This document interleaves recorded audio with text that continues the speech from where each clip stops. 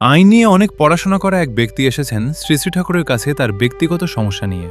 বললেন, আমি আইনের উপর উচ্চ ডিগ্রি নিয়েছি, আইনের উপর ভালো আইডিয়াও আছে, তবু প্র্যাকটিস জমাতে পারছি না কিছুতেই, অথচ কারণটাও বুঝতে পারছি না। আপনাকে ব্যবস্থা করে দিতে হবে যাতে আমার প্র্যাকটিস জমে ওঠে। অনেক আশা নিয়ে এসেছি, অনেক নাম শুনেছি আপনার, অসম্ভবকে সম্ভব করতে পারেন আপনি। শ্রী শ্রী ঠাকুর, তুই হারমোনিয়াম বাজাতে পারিস? উক্ত দাদা, আগে একটু একটু পারি, কিন্তু শ্রী শ্রী ঠাকুর, একটু বাজিয়ে শোনা তো মনি আমাকে। হারমোনিয়াম একটা জোগাড় করে আনা হলো। দেওঘরে তখন এক আধটির বেশি হারমোনিয়াম ছিল না, তাও আবার তেমন দরেরও নয় সেগুলি। যা হোক, সেই আইনজ্ঞ দাদা একটু হারমোনিয়াম বাজিয়ে শোনালেন দয়ালকে। বাজানো শেষ করে তাকিয়ে থাকলেন দয়ালের দিকে।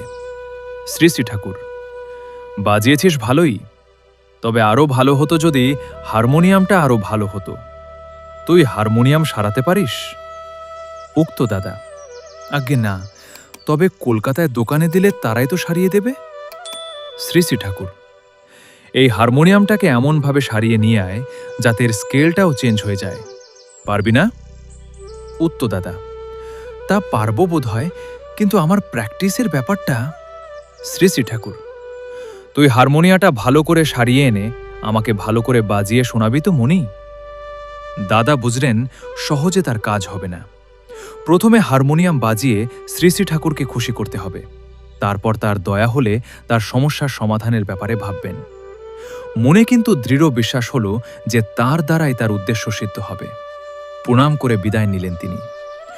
কলকাতায় এসে ভালো হারমোনিয়াম সারাইয়ের দোকান খোঁজ করে নিজে দাঁড়িয়ে থেকে এক সপ্তাহ ধরে মিস্ত্রিদের সাথে বসে থেকে হারমোনিয়ামটা সারানোর ব্যবস্থা তো করলেনই, স্কেল চেঞ্জ করার ব্যবস্থাও নিখুঁতভাবে করালেন।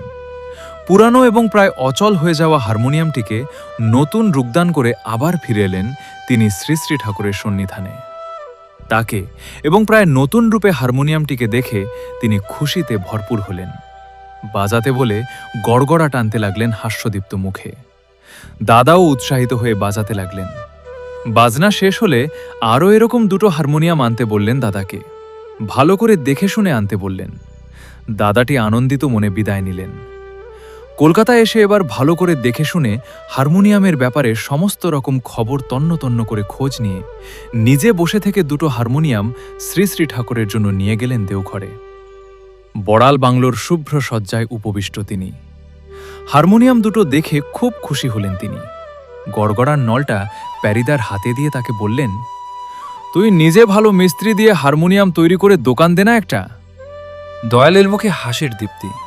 দাদা কিরকম যেন হয়ে গেলেন সেই হাসির দীপ্তি দেখে, অথবা অন্য কোনো কারণেও হতে পারে, আমরা জানি না। অনেকক্ষণ স্তব্ধ হয়ে বসে থেকে দাদা সিদ্ধান্ত নিয়ে ফেললেন এ ব্যাপারে। তিনি হারমোনিয়ামের ব্যবসাই করবেন, শুধু দয়ালের আশীর্বাদ চাইলেন। দয়াল খুব খুশি হলেন। ছোট ব্যবসা দিয়ে শুরু, সেই ব্যবসা তাকে উন্নতির উচ্চ শিখরে নিয়ে গেল। সেই দাদার নাম বিনোদানন্দন মণ্ডল। মণ্ডল কোম্পানির হারমোনিয়ামের নাম অনেকেরই জানা নাম। এই অসম্ভব সম্ভব যে করলেন দয়াল, এর মধ্যে কিন্তু কোনো অলৌকিকতা নেই, আছে নিছক এক বিজ্ঞান। সবার দ্বারা সবকিছু হয় না, প্রত্যেকেরই নিজস্ব বৈশিষ্ট্য আছে। এই বৈশিষ্ট্যের পর্যবেক্ষণ দিয়ে সমস্ত মানুষকে 4টি বর্ণে ভাগ করা হয়েছে: বিপ্র, ক্ষত্রিয়, বৈশ্য এবং শূদ্র। যারা ভগবান মানেন তাদের জন্য বলতে হয় যে মানুষের মধ্যে এই 4 বর্ণ সৃষ্টি করেছেন স্বয়ং ভগবান।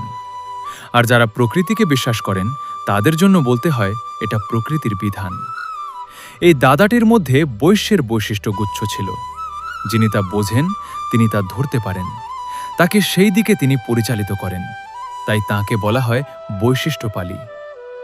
শ্রী শ্রী ঠাকুর এই দাদাটির জন্মছাপটি পর্যবেক্ষণ করে তাকে তার বৈশিষ্ট্যের অনুকূল কাজের মধ্যে পরিচালিত করে দিয়েছেন। তথ্যটি সংগ্রহ করা হয়েছে শ্রী অমলেন্দু চট্টোপাধ্যায় লেখা 7 রঙে শ্রী শ্রী ঠাকুর অনুকূলচন্দ্র পুস্তিকা থেকে। সকলকে জয় গুরু ও বন্দে পুরুষোত্তমম।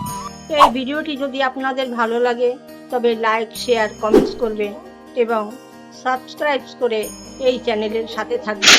জয় গুরু, বন্দে গুরু।